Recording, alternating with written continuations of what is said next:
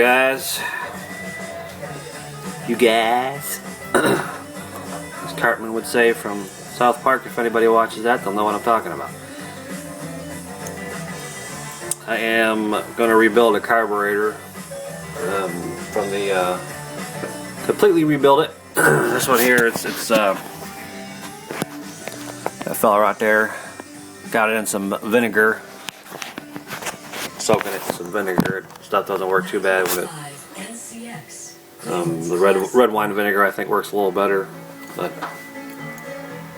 I've done this before in vinegar because it's like an acid or whatever, and it, it'll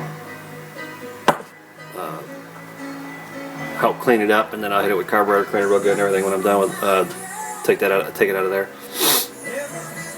That carburetor, it ran, but it would stumble and kind of bog down on me some and quadribog. This is the float here. The float was like real, it's just like deteriorating, coming apart and all. Yeah, okay, you can see it. See that black spot right there? That's part of the float that was, in the actually in the carburetor, so it probably clogged up everything else, but it's like just totally falling apart. And it, like I said, I don't know. Had it ever been rebuilt or not before? Probably not. It's an older style carb. It's not a hot air carb. It's like a manual carb with that older style GM where the little spring is right on the manifold. It doesn't have the that provision for that hot air thing. I have another carb I'm going to rebuild too. That's like a hot air choke. I'm going to rebuild that one as well. I have that kit that I took the accelerator pump out that I put in the carburetor of the van. I've got the gaskets. I got the top and bottom gasket for it, but no accelerator pump because that's in that carburetor on the van. So I'm going to buy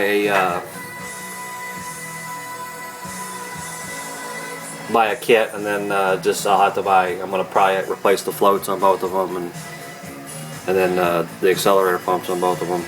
But I'll have to buy one accelerator pump and then a complete kit, and the floats, because the floats don't come with the kits or whatever. But that's what I'm doing here this Friday evening.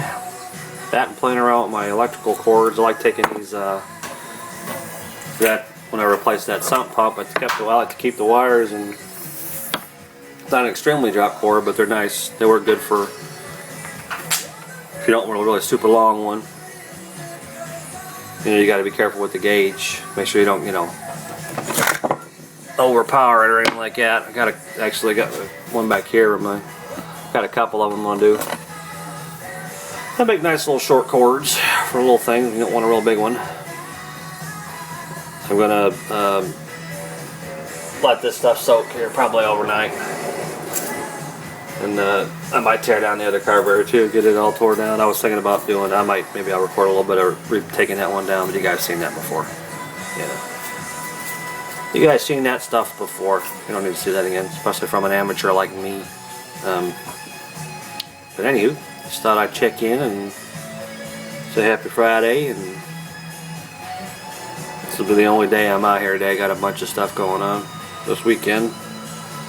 The wife's got me running this here weekend. So anywho, we'll when I get back into rebuilding it, I'll post a video and some of it, see how it goes, and we'll put her on the engine back there and start it up and see how she goes. So until that time,